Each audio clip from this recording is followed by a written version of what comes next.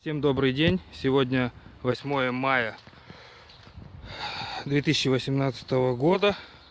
Хочу вам показать подход к детскому саду номер 8, который находится в Орбите на улице Малышева.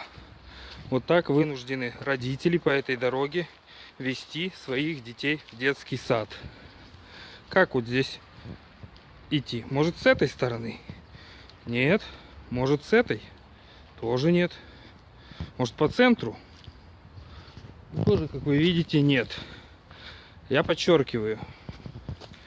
Это детский сад, куда ходят дети с нарушением опорно-двигательного аппарата.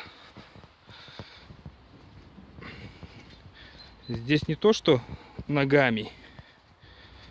Машиной не всякой проедешь. Это причем вот